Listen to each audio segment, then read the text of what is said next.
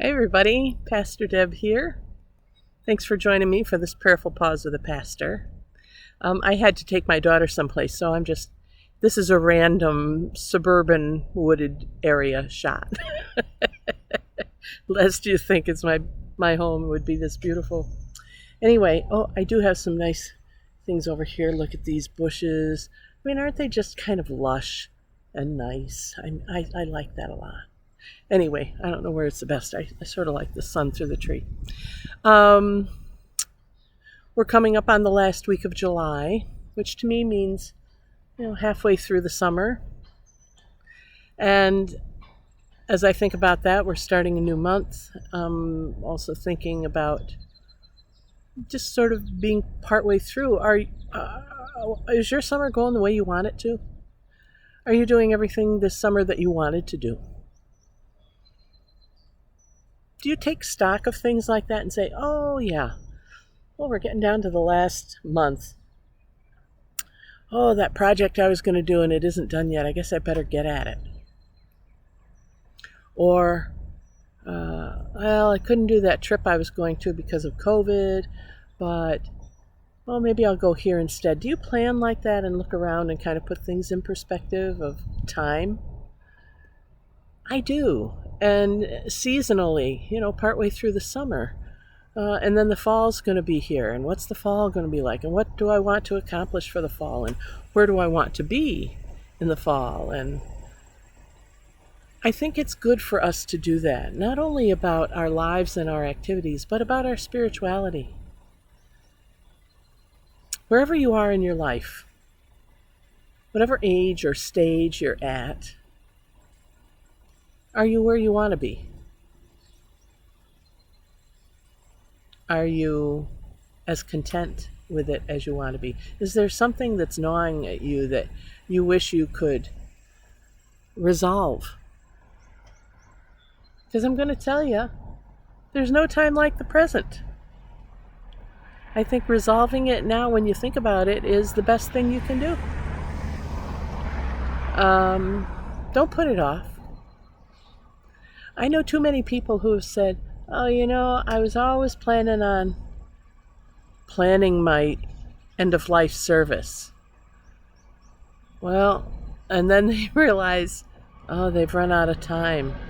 Or that tragic story that came out of Alabama of a doctor there treating COVID patients, and she has young patients in her emergency department. And just as she's about to put them on the respirator and it's not looking good for them, they say, well, can I get the vaccine? And she has to look at them and say, I'm sorry, it's too late. Don't wait until it's too late to do some of these things. Don't wait.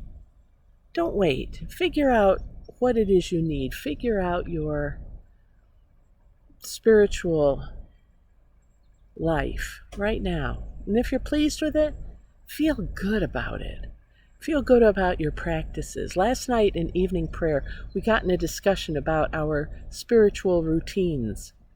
Because one woman said, I really feel like I'm foundering sometimes and I'm not very well anchored. And so I said, well, let's open it up to the group. What do some of you do as routines? And by and large, people had some sort of routine, and others who didn't said, oh, I want to try that. And their routines were as simple as lying in bed before they get up. One woman has a book or two next to her bed, and so she said, I like to read in the morning before my feet hit the floor when I have time. And so she said, I grab for a book of daily readings, and I start my day that way. And there are others of us who do that, as you know I do, through my inbox. I get mailings and readings and meditations every day from probably 4 or 5 different sources. I don't read them all every day, but I try to focus on at least one and look at them and say, oh, that one is speaking to me today. This one, not so much. For other people, it's praying before they get up. I do that usually. I lie in bed and say a prayer over my day, or people who are in my heart, or maybe people I've seen in my dreams who've surfaced in my mind. So prayer is often a big thing for folks. For some, it was this prayerful pause with the pastor. Whatever it is that you get anchored in your day, start with that. And if you don't have something, well, start getting something. But try things, because wherever you are in your life, it's only going to go on from here. And if you don't take the time to do it now, you may regret that. Spirituality is kind of like insurance, I think. We pay into it hoping we're never going to need it, but we rest better knowing we have it, knowing that if something does happen, well, we're taken care of. Well, it's the same thing here. We don't know for sure about God, but everything that we invest in our spirituality, in our spiritual connection to that we believe to be God, that can help us to rest better, to feel more confident, more assured, more connected. And then we can build on those anchors, those connections. And before you know it, we have a really deep, strong spiritual life. And if you already have that, good on you. And keep doing it. Maybe explore, try some other avenues of expression of spirituality. But don't just sit around doing nothing today in the middle of the summer. Do something. Read a book. Just explore online. Find the things that work for you. You've certainly had enough examples through the Prayerful Pause series. All right, that's it for today. Oh, it's Friday in real time, so I'll see you next week, I hope. As I usually say on every Friday, if you are in a position to support us with your prayers or with a financial gift, please contact us. The information is on the end slide of this at the end of the video. But either way, just say a prayer for us. This is a ministry that's part of my spiritual grounding every day, at least Monday through Friday.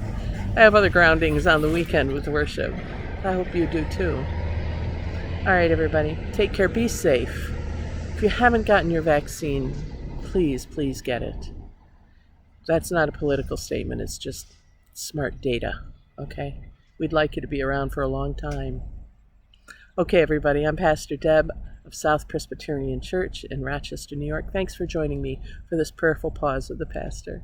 And we'll see you next time. Bye for now.